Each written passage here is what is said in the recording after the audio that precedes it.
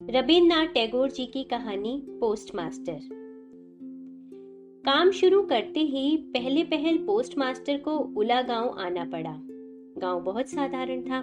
गांव के पास ही एक नील कोठी थी, इसलिए कोठी के स्वामी ने बहुत कोशिश करके ये नया पोस्ट ऑफिस खुलवाया था। हमारे पोस्टमास्टर कलकत्ता के थे। पानी से निकलकर सूखे में डाल देने से मछली की जो दशा होती है, वही दशा इस बड़े गांव में आकर इन पोस्टमास्टर की हुई। एक अंधेरी आठ चाला में उनका ऑफिस था। पास ही काई से घिरा एक तालाब था, जिसके चारों ओर जंगल था। कोठी में गुमाश्ते वगैरह जितने भी कर्मचारी थे, उन्हें अक्सर फुर्सत नहीं रहती थी। नावे शिष्टजनों से मिलने जुलने के योग्य ही थे। खास तौर से कलकत्ता के बाबू ठीक तरह से मिलना जुलना नहीं जानते। नई जगह में पहुंचकर वे या तो उद्धत हो जाते हैं या अप्रतिभ, इसलिए स्थानीय लोगों से उनका मेलजोल नहीं हो पाता। इधर काम भी ज्यादा नहीं था। कभी कभी एक आध कविता लिखने की कोशिश करते, उनमें इस प्रकार के भाव व्यक्त करते, दिन भर तरु पल्लवों का कंपन और आकाश के बादल देखते देखते जीवन बड़े सुख से कट जाता है। लेकिन अंतर्यामी जानते हैं कि यदि अलिफ लैला का कोई दैत्य आकर एक ही रात में तरु पल्लव समेत इन सारे पेड़ पौधों को काटकर पक्का रास्ता तैयार कर देता और पंक्तिबद्ध अट्टालिकाओं द्वारा बादलों को दृष्टि से ओझल कर देता, तो ये मृतप्राय भद्र वंशधर नवीन जीवन लाभ कर लेता। पोस्टमास्टर को बहुत कम तनख्वाह मिलती थी।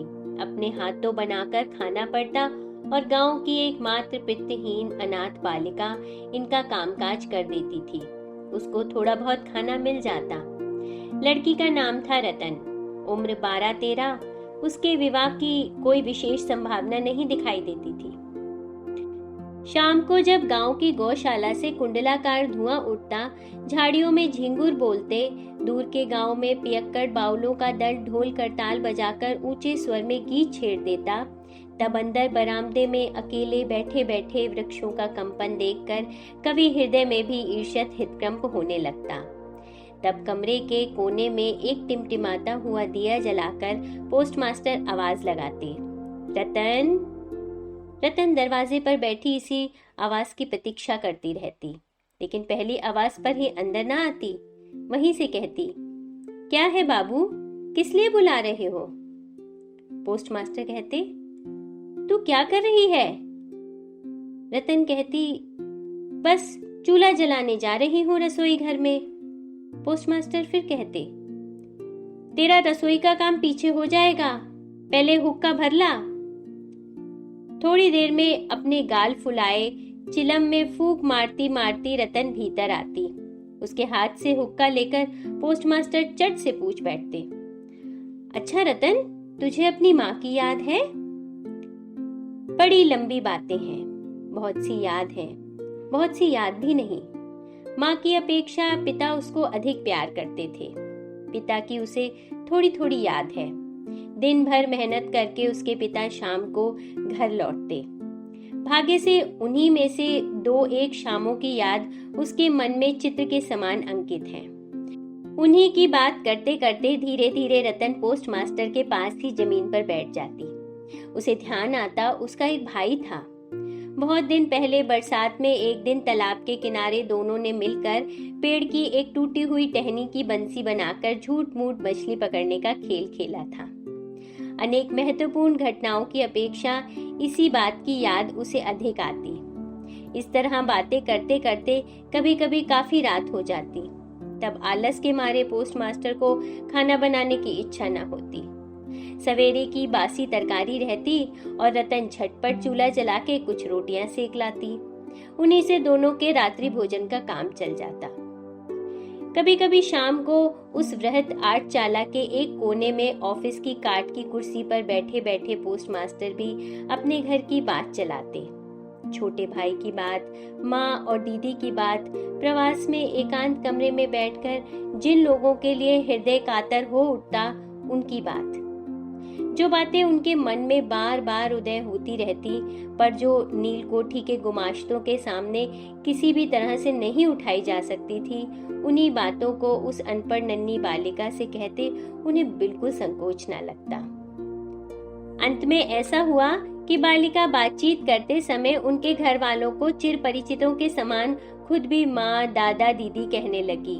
यहाँ तक कि अपने नन्हे से हृदय पट पर उसने उनकी काल्पनिक मूर्ति भी चित्रित कर ली थी। एक दिन बरसात की दोपहर में बादल छट आए थे और हल्का सा ताप लिए सुकोमल हवा चल रही थी। धूप में नहाई घास से और पेड़ पौधों से एक प्रकार की गंध निकल रही थी। ऐसा लगता था मानो क्लांत धरती का उष्ण निश्वास अंगों को छू रहा हो और न जाने कहां से एक हठी पक्षी दोपहर भर प्रकृति के दरबार में लगातार एक लय से अत्यंत करुण स्वर से अपनी नालिश दोहरा रहा था। उस दिन पोस्ट मास्टर के हाथ खाली थे। वर्षों के धुले लहलहाते चिकने मृदुल तरु पल्लव और धूप में चमकते पराजित वर्षा के भग्नावशिष्ट स्तूपाकार बादल सचमुच देखने योग्य थे। पोस्ट मास्टर उन्हें देखते जाते और सोचते जाते कि इस समय यदि कोई आत्मीय अपने पास होता, हृदय के साथ एकांत संलग्न कोई स्नेह की प्रतिमा मानव मूर्ति। धीरे धीरे उन्हें ऐसा लगने लगा मानो वह पक्षी भी बार बार यही कह रहा हो और मानो उस निर्जन में तरु छाया में डूबी दोपहर के पल्लव मरमर का भी कुछ ऐसा ही अर्थ हो। ना तो कोई विश्वास कर सकता, न जान पाता, लेकिन उस छोटे से गांव के सामान्य वेतन भोगी उस समय पोस्ट मास्टर के मन में छुट्टी के लंबे दिनों में गंभीर सुनसान दोपहर में इसी प्रकार के भाव उदय होते रहते। पोस्ट मास्टर ने एक दीर्घ निश्वास लिया और फिर आवाज लगाई, रतन। रतन उस समय अमरूद के पेड़ के नीचे पैर फैलाए कच्चा अमरूद खा रही थी। वो मालिक की आवाज सुनते ही तुरंत दौड़ी हुई आई और हांफती हांफती बोली, भैया जी बुला रहे थे? पोस्ट मास्टर ने कहा, मैं तुझे थोड़ा थोड़ा करके पढ़ना सिखाऊंगा। और फिर दोपहर भर उसके साथ छोटा आ बड़ा आ करते रहे। इस तरह कुछ दिनों में संयुक्त अक्षर भी पार कर लिए। सावन का महीना था, लगातार वर्षा हो रही थी। गड्ढे, नाले, तालाब सब पानी से भर गए थे। रात दिन मेंढक की टर टर और वर्षा की आवाज। गांव के रास्तों में चलना फिरना लगभग बंद हो गया था। हाट के लिए नाव में चढ़कर जाना पड़ता था। एक दिन सवेरे से ही बादल खूब घिरे हुए थे। पोस्ट मास्टर की शिष्या बड़ी देर से दरवाजे के पास बैठी प्रतीक्षा कर रही थी, लेकिन और दिनों की तरह जब यथा समय उसकी बुलाहट न हुई तो खुद किताबों का थैला लिए धीरे धीरे भीतर आई। देखा पोस्ट मास्टर अपनी खटिया पर लेटे हुए हैं। ये सोचकर कि वे आराम कर रहे हैं, वे चुपचाप फिर बाहर जाने लगी। तभी अचानक सुनाई पड़ा, रतन। झटपट लौटकर भीतर जाकर उसने कहा, भैया जी सो रहे थे? पोस्ट मास्टर ने कातर स्वर में कहा, तबीयत ठीक नहीं मालूम होती, जरा मेरे माथे पर हाथ रखकर तो देख। घोर वर्षा के समय प्रवास में इस तरह बिल्कुल अकेले रहने पर रोग से पीड़ित शरीर को कुछ सेवा पाने की इच्छा होती है। तप्त ललाट पर शंख की चूड़ियां पहने कोमल हाथ याद आने लगते हैं। ऐसे कठिन प्रवास में रोग की पीड़ा में ये सोचने की इच्छा होती है कि पास ही स्नेहमयी नारी के रूप में माता और दीदी बैठी हैं और प्रवासी के मन की यह अभिलाषा व्यर्थ नहीं गई। बालिका रतन बालिका न रही। उसने फौरन माता का पद ग्रहण कर लिया। वह जाकर वैद्य को बुला लाई, यथा समय गोली खिलाई, सारी रात सिरहाने बैठी रही, अपने हाथों पथ्य तैयार किया और सैकड़ों बार पूछती रही, भैया जी कुछ आराम है क्या? बहुत दिनों बाद पोस्ट मास्टर जब रोग शैया छोड़कर उठे तो उनका शरीर दुर्बल हो गया था। उन्होंने मन में तय किया, अब और नहीं, जैसे भी हो अब यहाँ से बदली करानी चाहिए।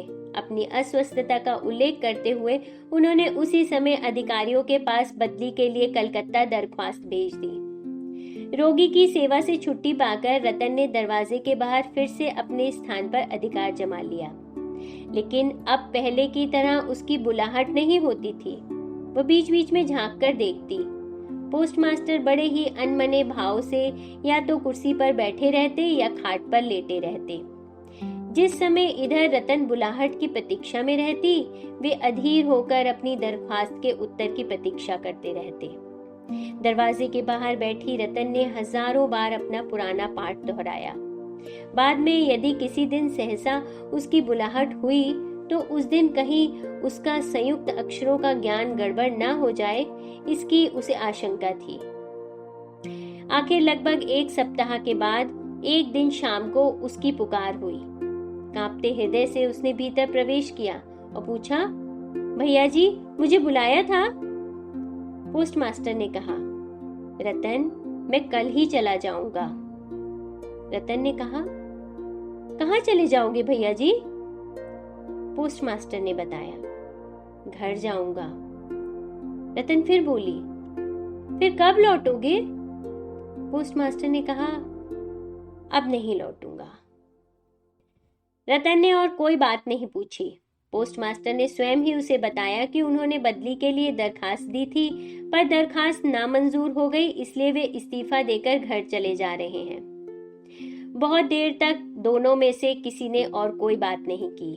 दिया टिमटिमाता रहा और घर के जीर्ण छप्पर को भेद कर वर्षा का पानी मिट्टी के सकोरे में टप टप करता टपकता रहा। बड़ी देर के बाद रतन धीरे से उठकर रसोई घर में रोटियां बनाने चली गई, पर आज और दिनों की तरह उसके हाथ जल्दी जल्दी नहीं चल रहे थे। शायद उसके मन में रह रहकर तरह तरह की आशंकाएं उठ रही थीं। जब पोस्टमास्टर भोजन कर चुके तब उसने पूछा, भैया जी, मुझे अपने घर ले चलोगे? पोस्टमास्टर ने हंसकर कहा, वाह, ये कैसे हो सकता है? किन कारणों से ये बात संभव ना थी, बालिका को ये समझाना उन्होंने आवश्यक नहीं समझा। रात भर जागते और स्वप्न देखते हुए बालिका के कानों में पोस्टमास्टर की हंसी मिश्रित स्वर गूंजते रहे। वाह, ये कैसे हो सकता है? सवेरे उठकर पोस्टमास्टर ने देखा कि उनके नहाने के लिए पानी पहले से ही रख दिया गया है। कलकत्ता की अपनी आदत के अनुसार वे ताजे पानी से ही स्नान करते थे। न जाने क्यों बालिका ये नहीं पूछ सकती थी कि वे सवेरे किस समय यात्रा करेंगे। बाद में कहीं तड़के ही जरूरत ना पड़ जाए, ये सोचकर रतन उतनी रात में ही नदी से उनके नहाने का पानी भरकर ले आई थी। स्नान समाप्त होते ही रतन की पुकार हुई। रतन ने चुपचाप भीतर प्रवेश किया और आदेश की प्रतीक्षा में मौन भाव से एक बार अपने मालिक की ओर देखा। मालिक ने कहा, रतन, मेरी जगह जो सज्जन आएंगे मैं उन्हें कह जाऊंगा, वे मेरी ही तरह तेरी देखभाल करेंगे। मेरे जाने से तुझे कोई चिंता करने की जरूरत नहीं है। इसमें कोई संदेह नहीं कि ये बातें अत्यंत स्नेहपूर्ण और दयार्थ हृदय से निकली थीं, किंतु नारी के हृदय को कौन समझ सकता है? रतन इसके पहले बहुत बार अपने मालिक के हाथों तिरस्कार चुपचाप सहन कर चुकी थी, लेकिन इस कोमल बात को वो सहन न कर पाई। उसका हृदय एकाएक उमड़ आया और उसने रोते रोते कहा, नहीं नहीं, तुम्हें किसी से कुछ कहने की जरूरत नहीं है, मैं रहना नहीं चाहती। पोस्टमास्टर ने रतन का ऐसा व्यवहार पहले कभी नहीं देखा था, इसलिए वे अवाक रह गए। नया पोस्टमास्टर आया। उसको सारा चार्ज सौंप देने के बाद पुराने पोस्टमास्टर चलने को तैयार हुए। चलते चलते रतन को बुलाकर बोले, रतन, तुझे मैं कभी कुछ ना दे सका, आज जाते समय कुछ दिए जा रहा हूँ, इससे कुछ दिन तेरा काम चल जाएगा। तनख्वाह में जो रुपए मिले थे उनमें से रहा खर्च के लिए कुछ बचाकर उन्होंने बाकी रुपए जेब से निकाले। ये देखकर रतन धूल में लौटकर उनके पैरों से लिपटकर बोली, भैया जी, मैं तुम्हारे पैरों पड़ती हूँ, मेरे लिए किसी को कोई चिंता करने की जरूरत नहीं है। और ये कहते कहते वो तुरंत वहां से भाग गई। भूतपूर्व पोस्टमास्टर दीर्घ निश्वास लेकर हाथ में कारपेट का बैग लटकाए, कांधे पर छाता रखे, कुली के सिर पर नीली सफेद धारियों से चित्रित टीन की पेटी रखवाकर धीरे धीरे नाव की ओर चल दिए। जब वे नौका पर सवार हो गए और नाव चल पड़ी, वर्षा से उमड़ी नदी धरती की छलछलाती अश्रुधारा के समान चारों ओर छलछल करने लगी। तब वे अपने हृदय में एक तीव्र व्यथा अनुभव करने लगे। एक साधारण ग्रामीण बालिका के करुण मुख का चित्र मानो विश्वव्यापी बृहत अव्यक्त मर्म व्यथा प्रकट करने लग गया। एक बार बड़े जोर से उनकी इच्छा हुई कि लौट जाएं और जगत की गोद से वंचित उस अनाथिनी को साथ ले आएं। लेकिन तब तक पाल में हवा भर गई थी। वर्षा का प्रवाह और भी तेज हो गया था। गांव को पार कर चुकने के बाद नदी किनारे का शमशान दिखाई दे रहा था और नदी की धारा के साथ बढ़ते हुए पथिक के उदास हृदय में ये सत्य उदित हो रहा था, जीवन में न जाने कितना वियोग है, कितना मरण है, लौटने के क्या लाभ, संसार में कौन किसका है। लेकिन रतन के हृदय में किसी भी सत्य का उदय नहीं हुआ। वो उस पोस्ट ऑफिस के चारों ओर चुपचाप आंसू बहाती चक्कर काटती रही। शायद उसके मन में हल्की सी आशा जीवित थी कि हो सकता है भैया जी लौट आए। आशा के इसी बंधन से बंधी वो किसी भी तरह दूर नहीं जा पा रही थी। हाय रे बुद्धिहीन मानव हृदय, तेरी भ्रांति किसी भी तरह नहीं मिटती। युक्ति शास्त्र का तर्क बड़ी देर बाद मस्तिष्क में प्रवेश करता है। प्रबल से प्रबल प्रमाण पर भी अविश्वास करके मिथ्या आशा को अपनी दोनों बाहों से जकड़कर तू भरसक छाती से चिपकाए रहता है। अंत में एक दिन सारी नाड़ियां काटकर हृदय का सारा रक्त चूसकर वो भाग निकलती है। तब होश आते ही मन किसी दूसरी भ्रांति के जाल में बन जाने के लिए व्याकुल हो उठता है। रविन्द्रनाथ टैगोर जी की कहानी पोस्टमास्टर। कथावाचक निधि सहगल।